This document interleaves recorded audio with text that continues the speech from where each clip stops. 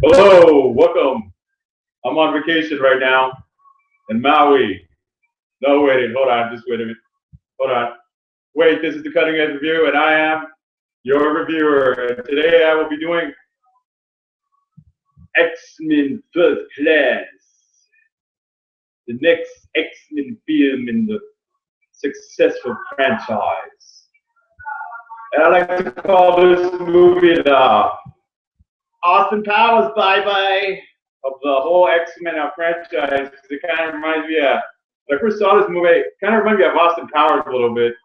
I felt like when Mystique and Charles Xavier were at that bar that Austin was going to show up, and all of a sudden it was you were gonna see, yeah, Blake, that's Shagadelic, that's awesome, Austin, you're best. No, but it's not an Austin Powers movie. It's actually the next X-Men movie. It's actually the story takes place in the 1960s, the time when girls would dance like this a little bit, and then guys would, be a bunch of greasers and sepsis, and it was a great time. And I honestly, first of all, about this movie, the you get to see the relationship with Eric Lencher and Charles Xavier as it was in the very beginning. I like the story the way it starts out, stuff. But and then we get to see basically Charles Xavier is in the middle, is barely meeting at. He starts to find himself. He's finding himself. He finds a vision. He latches onto it, and then from there, he meets Eric Lencher, a guy just um, grown up in a world that hates mutants, and he wants to take revenge. He wants to destroy, eradicate humans, and he's trying to take revenge on Sebastian Shaw, played by Kevin Bacon. Love Kevin Bacon. How do you guys remember this guy? You guys does some great movies. You guys remember Footloose, or maybe Stir of Echoes or something like that? Just to name a few of his movies, like Tremors. No, but this guy plays Sebastian Shaw to the gill, and he's joined by the White Queen and the Hellfire Club. If you guys are not familiar with comic books, you might be a little bit lost with this movie. But those of you that don't don't know the comic books might actually find this appealing. I think the special effects were great. The acting was good. I love James McAvoy and especially but honestly, this is not one of my more favorite action movies.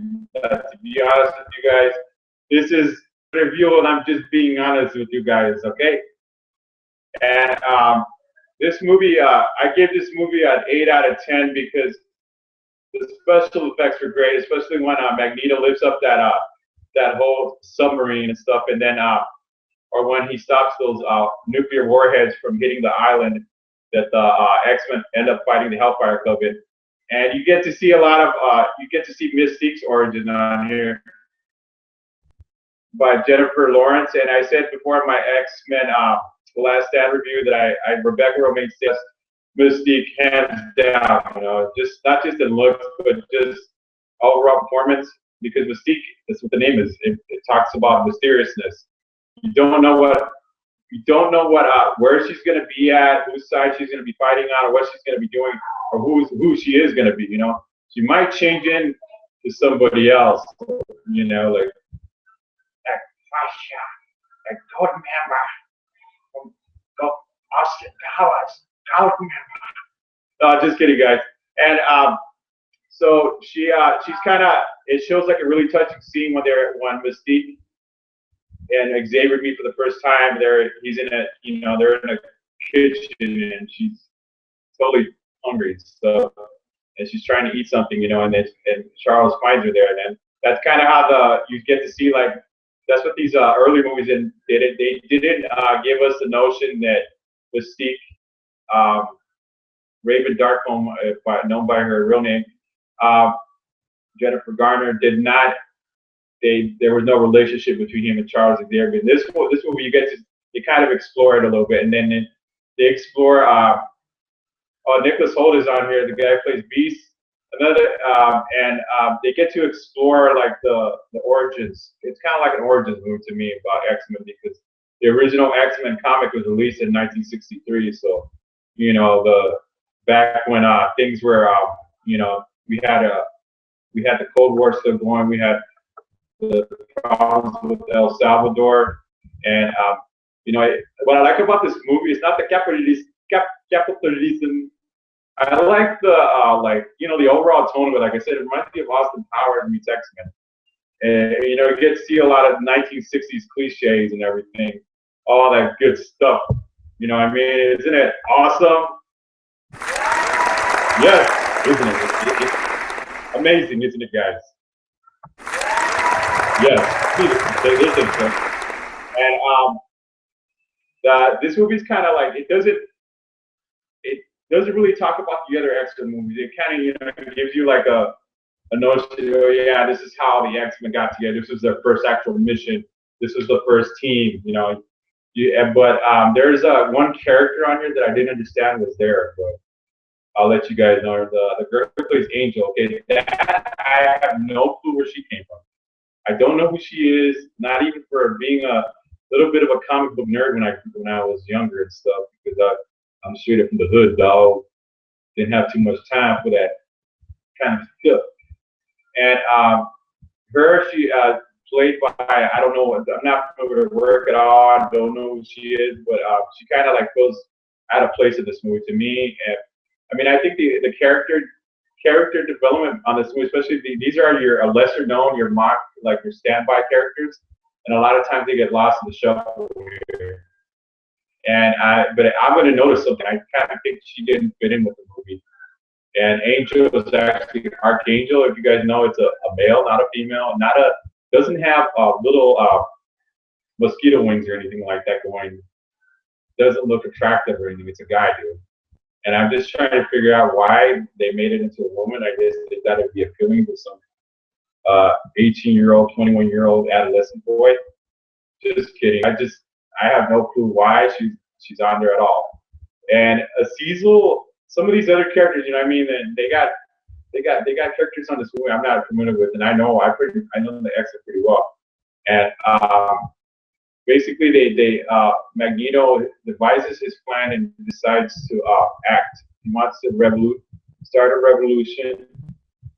I feel like Jack Black's gonna come on this movie with Magneto and say, "You want to start a revolution?" Yeah.